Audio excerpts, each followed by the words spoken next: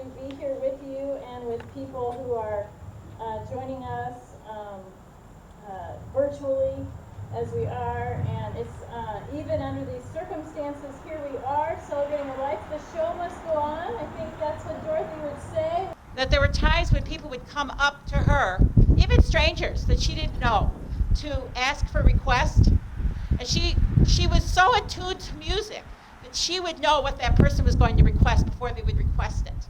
And she would start playing it before the person could get the words out of their mouth. It would blow them away every time. So I don't know if that was part of witchiness also or what, but there you have it. Then two little things. We went to Disney World together, and I had my little 8-month-old Andrew with me, and Mom, we were just walking along, and the person was just getting up, the person who was out in the pretend street playing Scott Joplin or Ragtime, and the guy took a break. Big mistake for that guy. Mom sat down and started playing Ragtime better than Scott Joplin himself used to play it. And then, she just kept playing and playing and playing. The guy came back. You know what? There was a huge crowd that formed around her. They booed the guy from Disney and wanted her to stay and keep playing the Ragtime. That was Mom. She was ever the entertainer and ever the competitor. Believe me. All right, one more little thing. Even in the very last couple of months, she was in the hospital.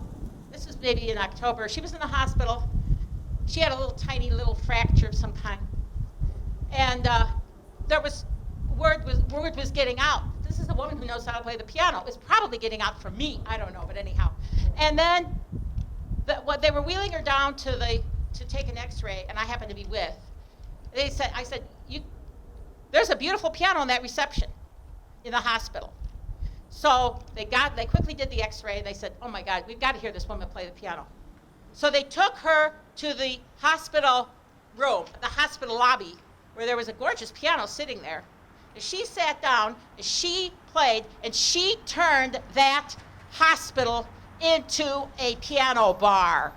And by the time they were through, she had 50 people standing around her listening to her play.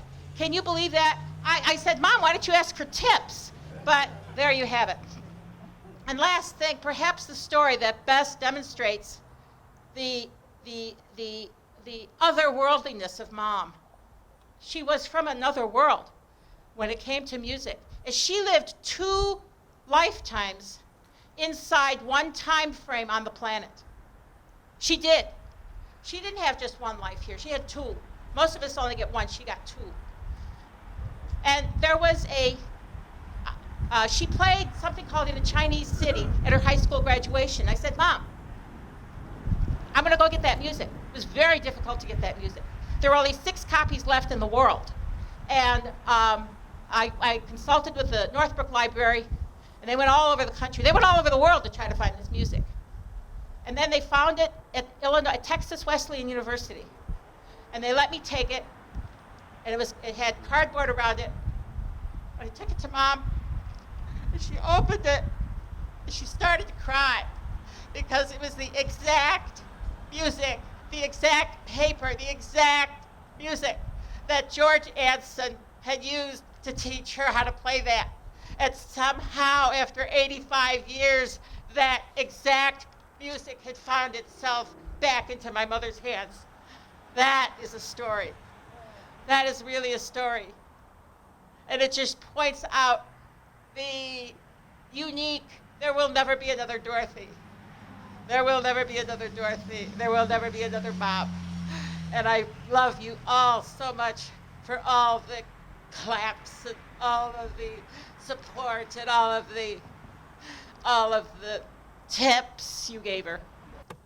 So Mom used to say, someday I'm going to be at that big piano bar in the sky. Of course, Dad used to say, someday I'm going to be at the big duck blind in the sky. Dear Mom, now you are sitting at the big piano bar in the sky, entertaining the legions of spirit guides who return to your music after their challenging days down here with all of us, trying to get us to do the right things, trying to get us to listen through our intuition, keeping us out of harm's way, teaching us to be kind to others, be generous and courageous and loving and helpful and gracious and steadfast and dutiful, sometimes successfully, sometimes not. What a tall order all of your celestial customers have. By the time they get back to the heavens, they must be exhausted of it after all that they do down here, and they make a beeline for the bar where you are waiting because they've snatched you for that job and seated you at that piano bar bench that had been vacant until you got there. Then you begin to play, and your wing tips produce the most glorious arrangements of sounds that the heavens have heard in a long, long time, Mom, at least for almost 103 human years. Your music soothes the angels and demons alike, because the demons, too, can hear it from their underworld. Your spin on their favorites energizes them, infuses them with gaiety and the boost that they need in order to be able to get to their arduous tasks the next day as they endeavor to guide us scallywags, whether for good or mischief. You are still in training to become the master musician of all the heavens, hoping to learn the ropes from Archangel Sandalphon himself. You've been pushed to the front of the line of contenders for that coveted spot because you, like other musical angels in the throng, have auditioned, and you have surpassed them all, Mom, just like you did on Earth. There's really no difference between here and there when it comes to your music. You do what you do, and you do it better than anyone, even any of them up there, where your competition surely must be more stiff than it was when you were down here. I remember when you left us. You didn't leave with fanfare or drama.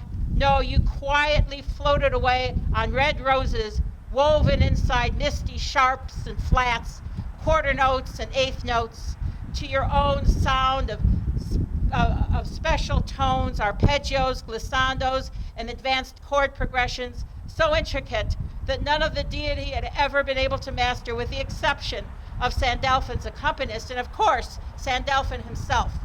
When you arrived to heaven, those souls who had themselves been musicians on earth gathered around you and became immediately awestruck by the musical gift that you were returning to their sphere, that gift that God himself had bestowed upon you when you had arrived here as an infant for your musical spiritual mission.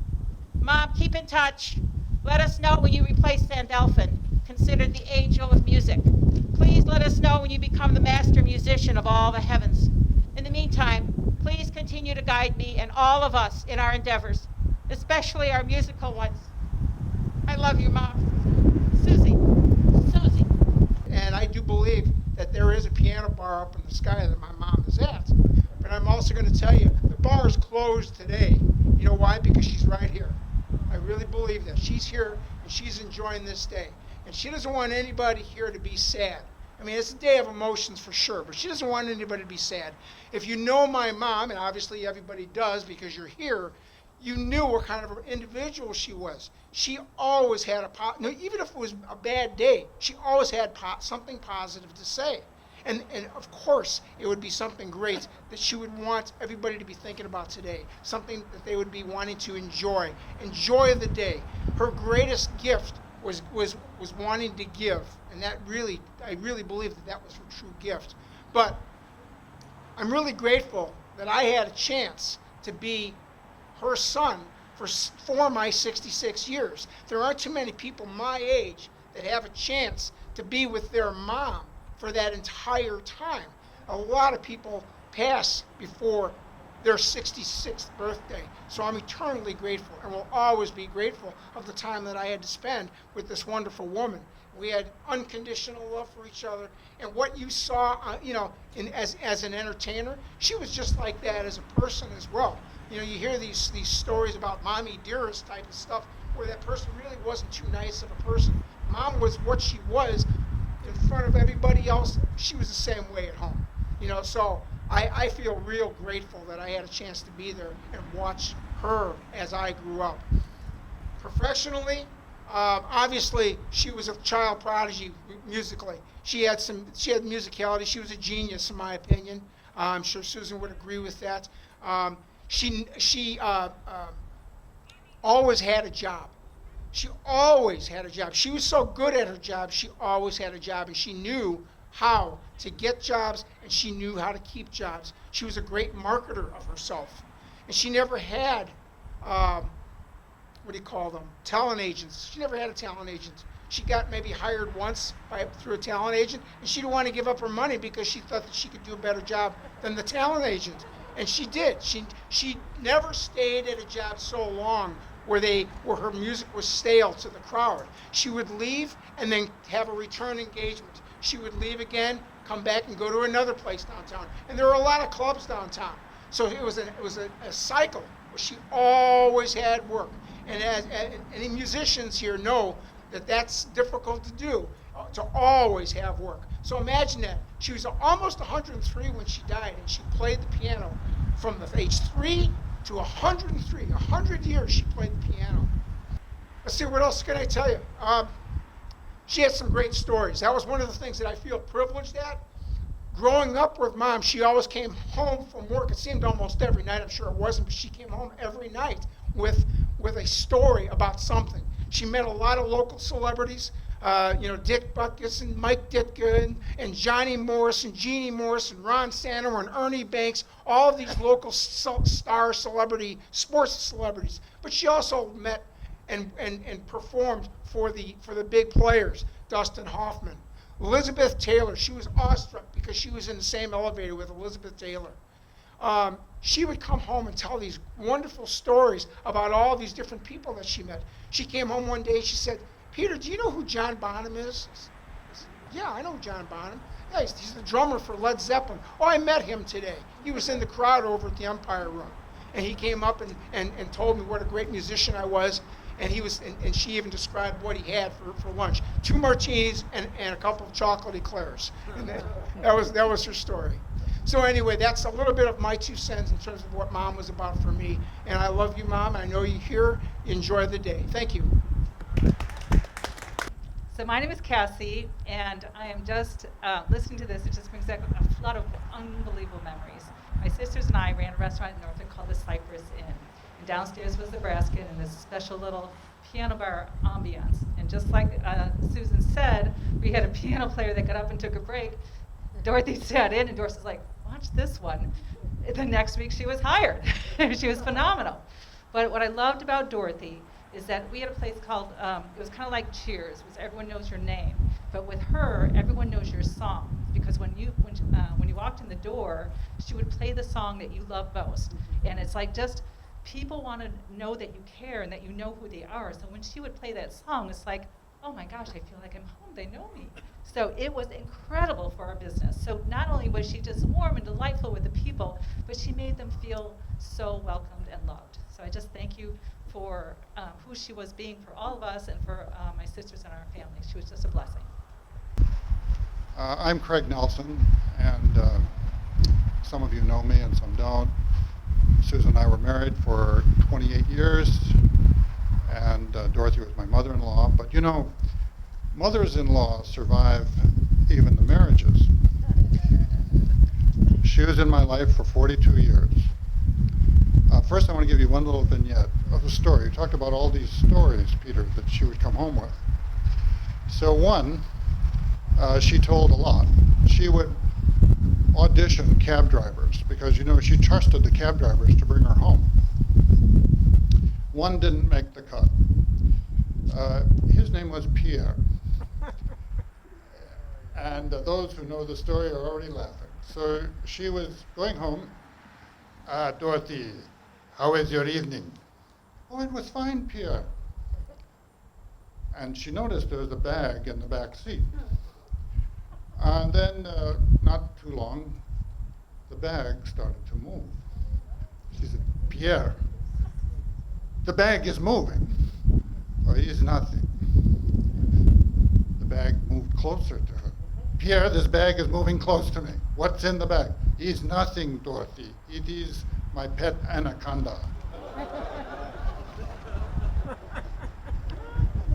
Pierre didn't make the cut.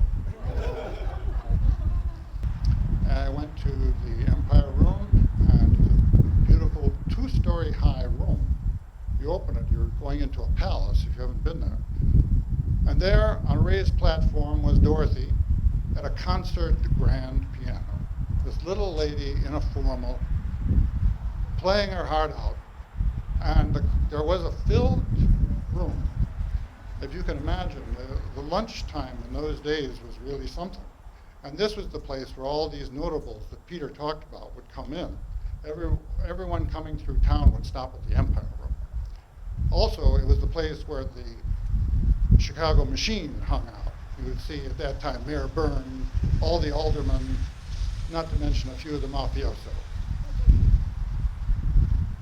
Susan got her attention that we had come in. We took a table toward the back. She played her set, and then she started in on all these showstoppers, one after another, every one a knuckle breaker, ending with a 12-minute rendition of Rhapsody in Blue, which of course brought the house down. So she took a break, worked the tables a little bit, then came back to ours. And she was something like, at that moment, Glinda the Good Witch. Hello, hello. She could, as Susan said once, charm the bees out of the trees. And she could. But there was another side to her, too. She could make a sailor blush with the way she swore. After we were married, we lived in the city at first. And when the baby came, it was babies, it was twins, and Dorothy moved in for a month. She became really mom, grandmom. She helped out with everything. Nothing was beneath her to do. She cooked, she changed diapers. Susan was in no shape. She had lost a lot of blood. She really needed bed rest for at least a month. And then after Dorothy had to get back to work herself, she cooked for us and froze meals and brought them over. So this is who she was. In the clinches, she did all of the tasks of anyone. She wasn't simply glorious and star-studded, though she was that too. By and by, we moved out of the city. We moved to Skokie. A few years after that, she moved to Skokie so that she could be nearby. She retired briefly in Des Plaines. We moved to Northbrook, and at a certain point in time, when all the planets were in alignment, we moved her to Northbrook. We got a condo, she moved in. Now, to get a job. Well, so with some stealth, I arranged for her to have an audition. But there was already a trio playing at the local hangout called the Cypress Inn. If you know the story of this, this is also a good one. So the house was packed. It was a Friday night. We arranged to have the manager and owner there. And I went up to the trio as they were taking a break. And I said, "Would you allow my elderly mother-in-law to possibly try the piano? She hasn't played in a while, and this would be such a nice audience." And she said, "Oh, not at all. Where's the elderly lady?" So we bring up the elderly lady. She says, "Oh, thank you, thank you." And she sits down to the piano, and I don't know what I'm going to do. I haven't played it. "Oh, that's all right. Just no one will care if you make a mistake or two. Just play it." So they're packing up their stuff to go take a break, and they don't pay her any attention, and suddenly they hear Kitten on the Keys, which is a real and everybody looks up and they go, "Huh? It's coming out of her?" And from then on, then she does a Khachaturian, then she does the ritual fire dance of Defia, and then she does again this Rhapsody in Blue, and the house came down.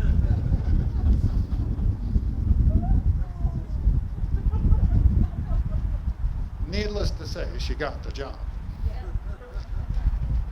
And the owners had to tell the trio, "You've been replaced by the trio of one."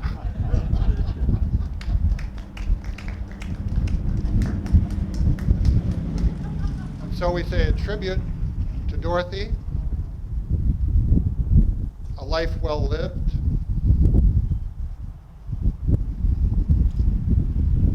and a performing arts life well accomplished. Thank you.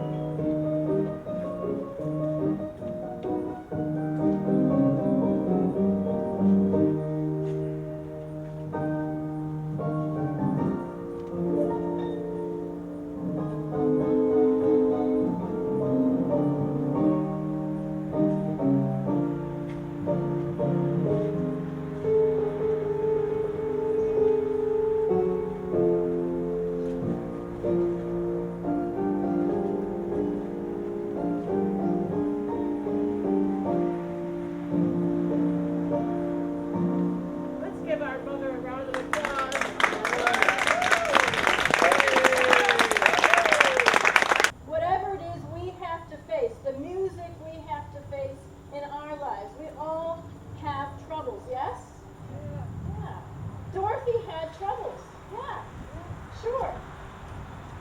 Here's the thing about playing music. If you're good at it, if you're any good at it, and Dorothy was clearly amazing at it, you have to practice and learn and practice and learn and remember, and it is hard work to become a great piano player. Yeah? It is hard work to learn how to do something so well that you can just forget it. That you can sit down and be one with the notes and just play it. Or to go into a level that Dorothy hit of sort of almost an intuitive level, right? Of playing music. It was a lot of trouble for her to become that good. And my guess is that whatever trouble she was facing interiorly in her life, she somehow was able to keep playing in this beautiful way right through them.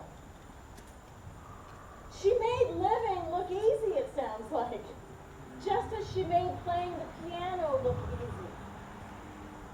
That's not normal. We don't see that all the time, and this is what I hear is this swell of emotion around her talent and her ability to live in this way, to play music in this way. And we don't see it that often. So we really sort of stop in awe of that. But here's the invitation for us all today.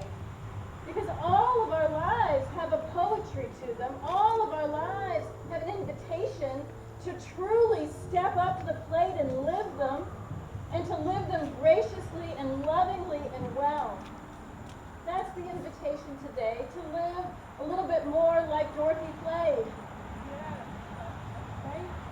To live a little more like Dorothy played. There's an Irishman, an Irish poet, and he said this about music. He said, music is what words would love to be. Words kind of, they mess it up sometimes even, right? You know?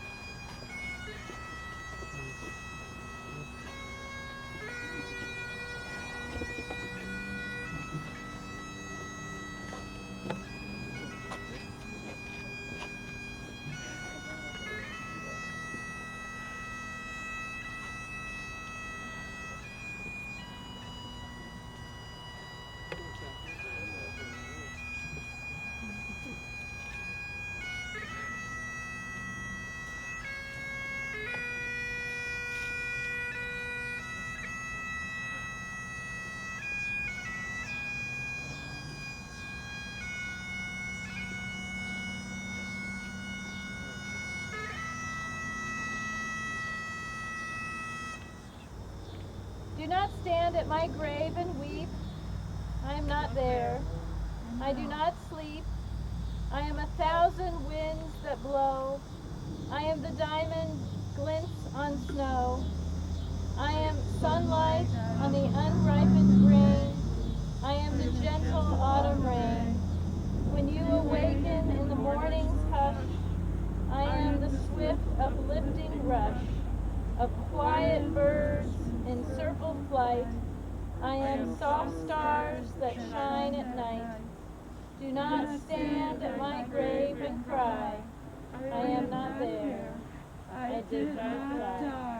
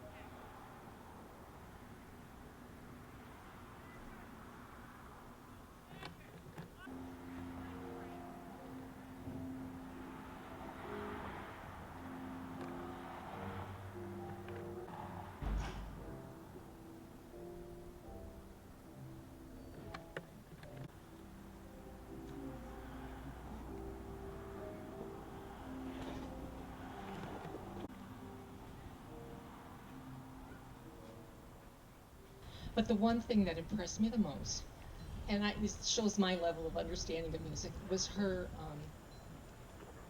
chopsticks rendition. Yeah. It was amid all the flourishes and all of the ups and downs of what I was listening to, there was chopsticks in there somewhere. I mean, it was absolutely beautiful. It just showed me her level of accomplishment and her skills, her ability, her ability to play music. Thank you very much. Thank He'll you. hold his own. I first met Dorothy, at Sunset, and she lived across the street in the apartment, and we would, she had her cane and didn't see too well, so we would walk her over. So I walked over one time. Come on, Dorothy, hold on my arm. We'll go across. And that big smile. We went over there and dropped the groceries off. She goes, "Come on in, sit down." And I didn't even know she played the piano. To be honest with you, this was many years ago, and she played the piano. She was amazing, unbelievable. It was such a treat. We sat there, we talked. She told me stories. Came back. Then in 2006, the next story, we had Schermerfest, Northbrook Historical Society, and I have a parade vehicle. It's a 1915 circus truck with a calliope on the back. I said, "Dorothy, you ever play a calliope?" "No, I never have. Would you like to?" She goes, "Oh, I would love to." So it's parked down next to the Historical Society. Shut up.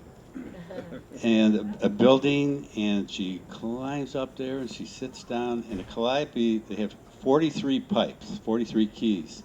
And so we had to shrink down her notes or whatever. And she had to be very light. So she just played that thing. It was unbelievable. And she was just like a little kid. Next, I was looking at my file. I had some old pictures. December 17th, I'm not sure what year it was, right before Christmas. This is, "Dorothy, the calliope's going to be in front of the store. Would you come and play some Christmas songs?" She goes, "I would love to." She comes in, bundled up, stocking hat, gloves with the fingers cut off, at the end. And she played and played, and the weather was, wasn't exactly that warm, but she went out there. She was absolutely fantastic. And the last thing when I think of what I learned from Dorothy, I go, why does she live to be so long? And I think that she had joy. She's not only happiness, but she had joy. And there's an old acronym in the Christian faith that says you put Jesus first, others second, and yourself last. And that's a good recipe for joy. And she, even Jesus himself said, "I didn't come to be served, but to serve." She was so focused on others and had an uncanny ability to reach out and engage people that her joy was in her giving. And I get up every day and I said, boy, I hope I can give to someone someday. Might just be a listening ear. And she certainly was an example for me, and she's an amazing woman. But she was such a lady. She was unbelievable. We enjoyed every moment being with her, and we feel so grateful and blessed that we had the opportunity to be her friend. So, Well, my name is Ed Hawkins, and I don't know her as Dorothy Olson or Grandma or Mom, but I know her as Mrs. Paletti. I was one of her students. It started with her when I was 5 years old. And she not only taught me the love of music, but she made me learn. And I will always be grateful to her because for all this long 58 years we have been friends. And she discovered my voice when I was about 10 years old. And she said, you know what, Ed, I think you're a singer. And I think you ought to sing. So long story short, I spent most of my life singing. And she was the one who basically discovered it. But she taught everybody in our neighborhood. When we lived in Rogers Park, I grew up there, all the kids in the neighborhood took from Mrs. Paletti. And she would come to the school, you talk about a giving nature, she would come to our school and she would play for all our assemblies and our what we had an 8th grade talent show there that she would put together along with one of the teachers there. And she was really something. I used to watch her bounce on that piano and said, man, if I could just play a fraction of how she played. And I remember when she told me how to play the bounce chords like she played, I was so thrilled. I sang on Broadway, I sang for the Met, I sang all over the world, and she was always the reason why I was there, and I always remembered that. So when Susie called me and I knew Susie and Peter when they were little, so but when Susie called me and invited me to come, I said, I cannot miss this. Dorothy loved to come and play the Steinway, and so I have 7 siblings, and we all are musical to some degree or another, not professional at all, but we got our own private shows from Dorothy every time she came, and even when we moved different places, the last place, she came to our house last August. Peter and Susan brought her down, and I have a little electric piano now, and Susan just said, oh, Mom, just go play it. It's just like the baby grand. So she went, and I don't think she could see it very well, and she went over there and made it sound like a Steinway. I play the piano myself, and I've always been amazed at Dorothy's ability to play from memory. Her entire repertoire from memory, and you couldn't stomp her. And I would play and practice and practice and practice, and I think I have a piece, and then I take the music away, and then my mind goes blank. But Dorothy could see music, and she had this tremendous repertoire all in her head. And that's one of the things I remember. can I just add something to that? I just want to add a quick note to that, what he said about she played from memory. Somebody would say, oh, can you play this for me? And she'd go, oh, I don't know if I know that or not. And all of a sudden she'd start, playing, and all of a sudden she's going like this, and she's playing like crazy, playing the whole song. So she remembered it, that's for sure. But that happened many times we saw where she said, I'm not sure that I know the song. She always did. And if she didn't know it, she would wing it. And also, she had about between 4,000 and 5,000 songs in her repertoire, all different genres of music: classical, pop, rock, ballads. And so I think that that's what makes her. I say to people, she's the best pianist out there. Not because she's greater than Rachmaninoff, but because let's see Rachmaninoff play some jazz now, shall we?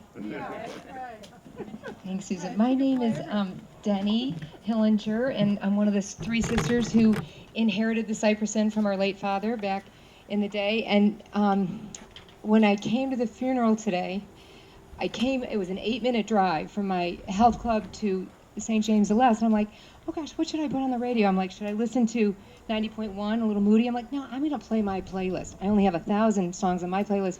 And sure enough, the song that first came on was Amazing Grace, so now I'm like bawling. And then the second song that came on was I like to write the songs that make the whole world sing, Further Crying. And then People by Barbara Streisand, which I think encapsulates your mom. And then the last and fourth and final song, Bringing Me Into the Church, was Happy Days Are Here Again. And I just thought, there we go, that's Dorothy, right? And I thanked Susan and Peter for like sharing your mom with us, because I always think it's quite amazing for the children or the heirs of somebody that's in the spotlight or a celebrity of sorts, that you availed her to the world. So you gave her to us for a little place on Shermer Road called the Cypress Inn, you know, and I just appreciate it. I know our customers over the years appreciated it, and she was light and she was joy. And when she came in and sat down, people who didn't know her would be like, oh, look at that little lady. Then she'd play and they'd be like, holy Hannah, you know, come on over. And but I also, too, I would be lost without saying this, I was so amazed by your mom's ability to sew. And I'm like, Dorothy, you made that dress? And she had a little choker on, and then she'd walk home to Cherry Lane condominiums from the Cypress Inn, not quite as long when you guys, but just really just a joy. That's it, Ron, a joy. And just the light. You don't run across too many people like that. And I think just, you know, it's been about 20 years since we've owned the Cypress Inn. You know, when we had it, you kind of, I don't know, you just went to work. You know, not having it now, it was such a slice of heaven for us. And Dorothy was such a part of that. So I just want to say thank you to Peter and to Susan. Thanks.